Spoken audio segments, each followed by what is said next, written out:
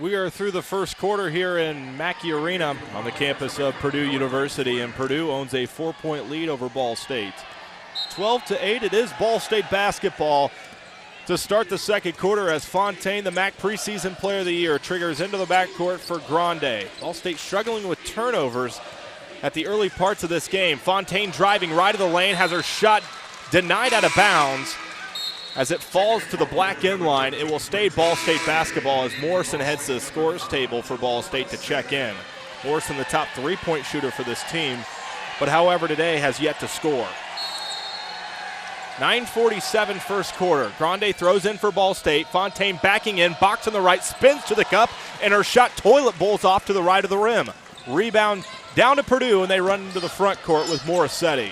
Morissetti has 4 points so far through the first quarter as she bounces to the high post for Purdue. It's Bridget Perry turning on Bennett, driving on Bennett, laying it in, and you can count a foul with it. Perry for Purdue is headed to the line for a three-point play.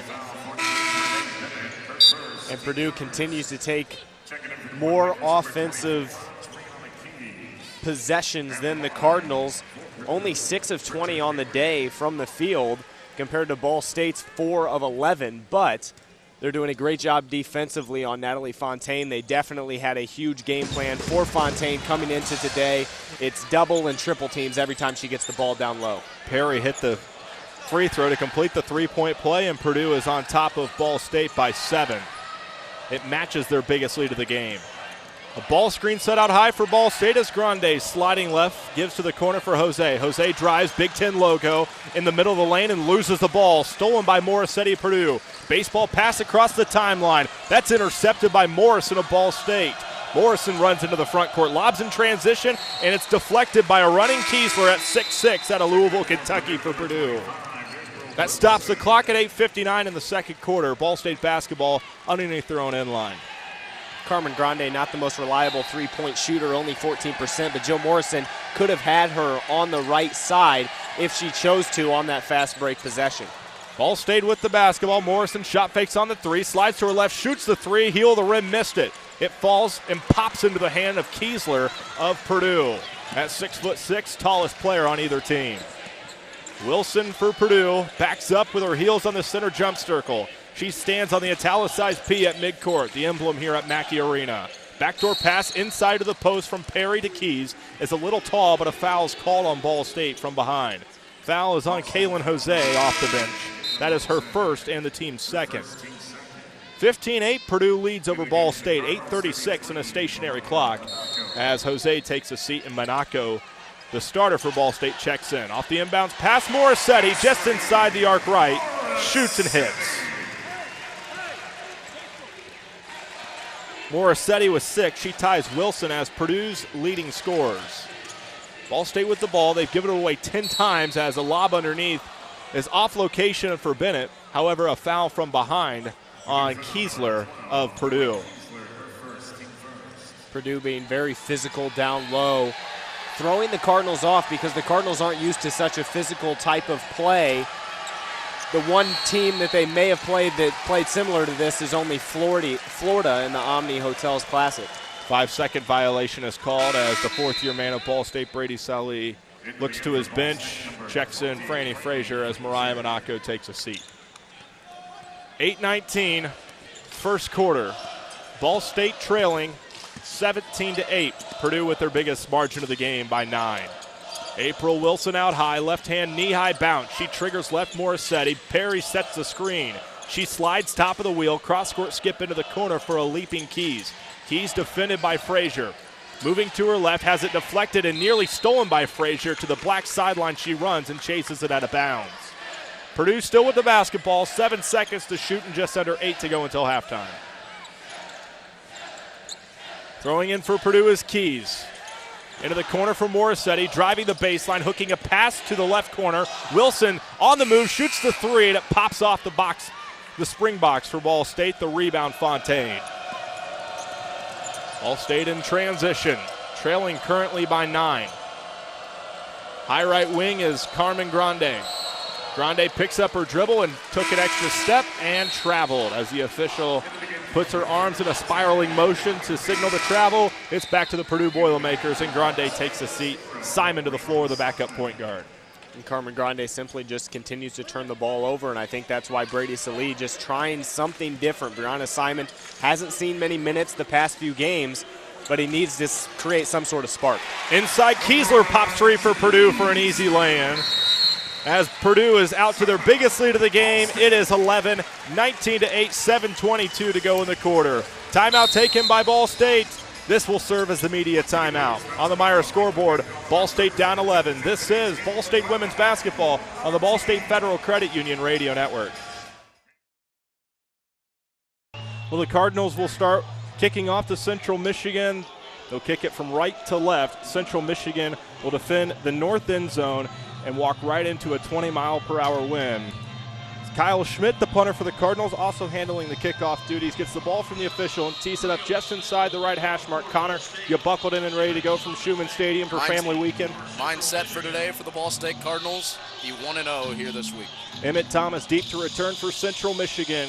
Kyle Schmidt in his red jersey approaches for Ball State. He swings his left leg into an end-over-end kick. As we're underway from family weekend between Ball State and Central Michigan, as it takes a hop on the opening kickoff out of the back of the end zone for a touchback. Cooper Rush, the starting quarterback for Central Michigan, one of the top quarterbacks in the Mid-American Conference, starts out 1st and 10 at the middle of the field at his own 25. Well, we'll see the matchup that the family weekend crowd paid to see here today. Right off the bat, the Central Michigan offense against the Ball State defense. Cooper Rush, one of those top Mid-American Conference quarterbacks, a 3-year starter. He lines up under center of Nick Beamish, who has started every single game in his career. Today, his 46th. For opening play of the game, 1st and 10 for their own 25. Snap under center. He turns right and hands for Hester around the edge, coming near side, curling off the numbers to the 30. 35, stutter stepping out of bounds at the 37-yard line. It is a gain of 12 on 1st and 10. And it's a new set of downs for the Central Michigan Chippewas after the gain of 12. It's trouble for Ball State if Central Michigan establishes the run just over 100 yards per game on the ground. That's second to last in the Mid-American Conference. Cooper Rush under center I formation, offset I to the right. It's Bocce. Receiver in either direction as Ben McCord, the tight end, moves in motion across that formation. 1st and 10 for their own 37 right hash. Snap pulls away. Gives to Walker down the right hash mark, and between the tackles, leans it and stumbles for a gain of 3. From Marty, the stop for the Cardinals, it's 2nd down and 7. Very interesting here on these first two snaps. Ball State has gone with 3 guys with their hands on the ground on the defensive line. Then the defensive end, Michael Ayers, is standing up. They also bring Aaron Taylor, the outside linebacker, up to the line of scrimmage. So basically 5 defensive linemen. 2nd down and 7, opening drive of the game here on family weekend as Rush marches his right leg into the ground. Low snap around the ankles. He picks it up off the artificial turf. Slings near side, caught by Rice on a 2-handed catch at the 48-yard line, and then bulldozes down to the 50-yard line outside of the numbers where he's body slammed down by Ben Engel. It's a 1st and 10 for Central Michigan right at the 50-yard line. That's what's made Cooper Rush so effective this season is he's not going to hit you with the big home run ball all the time, but he's very good on the underneath game, makes the accurate read, just reads the outside linebacker, and that tells him where to throw the football. It's a 1st down for Central Michigan. He was a nominee for the Manning Award Star of the Week this past week, where the voting ended on Thursday. Waist high snap, turns left, fakes the handoff to Walker, throws out into the flats. It's caught by Chapman, turns it down to the 40, foot race down to the 35-30, on the opposite side, sideline to the 20 to the 15, and then an ankle tackle made at the 10-yard line by the Cardinals. Central Michigan has it 1st and 10 inside of the red zone. That's a look we wouldn't see from Central Michigan last year. It's triple option, it's read option inside. Cooper Rush pulls the football, and the outside linebacker commits to him as if he's going to run the football. Then he has a screen out in the flat. Dedrick Cromartie whiffs on a tackle in open space, and it leads to a huge gain inside the 10-yard line now for Central Michigan. 1st and goal to go from the 9, the best red zone offense of the MAC for Central. Snap, turn left, hands for Walker outside of the numbers at the 10-yard line, upended and tackled at the 9. No gain on the play. It's 2nd down and goal to go from that 9-yard line. You can see that footing is an issue here as the rain sprinkles down here in the opening drive as Ball State has had trouble breaking down as far as tackling in the open space. Saw it there with Kevin Willis on the edge trying to make the tackle, and then also with Dedrick Cromartie on the whiff tackle on the screen play as well. This is their 32nd trip inside the red zone this season, and they've only not scored on 2 trips. 2nd down, goal to go for the 10-yard line. Shotgun formation, 2 receivers left and right. Snap and penalty markers down from every direction. should surely stall Central Michigan's drive. False start, number 76, offense, 5-yard penalty, second down. That's the backup left tackle, Jack Ford, who last week against Buffalo received his first career start, with Ramadan Ahmedi going down the starting left tackle. Yeah, Tyler, this team's been very good in the red zone. Like you said, first in the MAC in red zone offense, but 21 of their 29 scores have been touchdowns as well.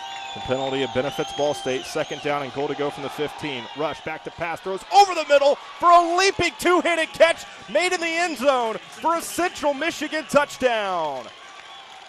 A pass right over the middle, and Central Michigan's Corey Willis elevated for the grab, and CMU leads it 6-0. That is a great route by Corey Willis. It's zone coverage for Ball State, and he moves the safeties over toward the pylon, toward the sideline with one quick jab. He makes one quick move outside, comes back inside on the skinny post route. Easy touchdown on the pass and catch from Cooper Rush. Brian Evie on to try the extra point. Hasn't missed one this season, 22 of 22. The hold by Chapman. Snap good, spot down, right-footed kick is on the way, but the official on the top side throws his penalty marker, blows the play dead before the kick was sent up. False start, number 64, offense, 5-yard penalty, redo the try. I was very surprised to see zone coverage in the red zone from the Ball State defense. Usually that's a situation where you want to bring pressure on the short field and go man-to-man coverage, but they drop back past the goal line with their safeties, and the post route occurred right in front of them. So they backed the extra point up by 5 yards. Just a simple chip shot. It would be a 15-yard field goal. Extra point unit on, snap good, spot down, right-footed kick is on the way. This one splits the uprights, and it's good. Central Michigan is out to a 7-0 lead with hardly 3 minutes off the clock. 12 minutes, 12 seconds to go. Timeout on the field. We've reached our first stop at action. We take it with them. This is Ball State Football on SportsLink Radio, presented in part by Late Night. Continuing live coverage from Bankers Live Fieldhouse for the National Championship. Tonight, the Connecticut Huskies and the Syracuse Orange. Tyler Bradfield on hand, joined by ESPN's Doris Burke. Doris, a chance at history tonight. UConn going for their 4th straight title. If Syracuse has a chance, how do they knock them off? Well, I think they're going to need a little help from the University of Connecticut. I think we all know that if they're at the top of their game, they're the best team in the country. But these are 18 to 22-year-old kids still. And let's say Connecticut gets off to a bad start, somebody gets in foul trouble. If Syracuse's pressure can take an effect, and then all of a sudden those UConn kids, especially the seniors, go, whoa, this is getting away from us. I mean, they've always handled so gracefully the pressure that comes with chasing championships. I expect them to meet the moment, but this is why we play it out. The point guard matchup tonight, Alexis Peterson versus Mariah Jefferson. Peter has certainly scored the ball well throughout the postseason in the NCAA tournaments. Mariah Jefferson, though, an outstanding defender. How much does the success rate of the point guard matchup hinge upon the outcome? Well, I think Mariah Jefferson is as good a ball pressure defender as there is in the country. I think that her ability to disrupt people at the point of attack has been crucial to them being always one of the best defensive teams in the country. Peterson has impressed me so much that I think a year from now she's going to be at the top of everybody's list, along with Kelsey Plum for best point guard in the country. And what's impressed me about Peterson in the postseason that's different from her regular season is not only are points per game up over 10, but more importantly, her efficiency is much better. She's well above her season numbers, and so I'm looking forward to the matchup, but I think for Syracuse, you're going to need every bit of your talent to beat this team. You mentioned Kelsey Plum, the defensive job that Syracuse did in the semifinal game, holding a very potent scorer well under her season average. How important is their defense tonight against the number one offense? Well, I think their formula is an interesting one. It's all about turnover margin. It's all about threes taken and offensive rebounds. And so I've never heard a program say, I don't care about field goal percentage. It's a really unique situation. And so their pressure is obviously very important. I think their ability to make perimeter shots so that they can set that pressure up and get to 94 feet and hopefully try to wear a UConn team that's down a starter, maybe down a little bit. But so much of what they do is predicated on their defense. And I have to be honest with you, I've watched a lot of their games and I've watched a ton of tape until I saw them in person and got some sense of the speed, the athleticism, the closing ability. It was truly a thing of beauty to watch against Washington. We're live on the court of Bankers Life Fieldhouse leading up to tip-off and coverage. What's the next couple hours look like for you before you guys hit the airwaves? A lot of hurry up and wait. Sports Center a hit possibly here in the next 15, 20 minutes, then a rehearsal, and just anxiously waiting. I'm sure I can't imagine how the kids feel because it's such a long day waiting until 8:30. Well, Doris, best of luck tonight with the coverage. We appreciate your time and a chance at history tonight. Looking forward to it. Thank you. That's Doris Burke of ESPN. It's continuing coverage of the national championship live from Bankers Life Fieldhouse.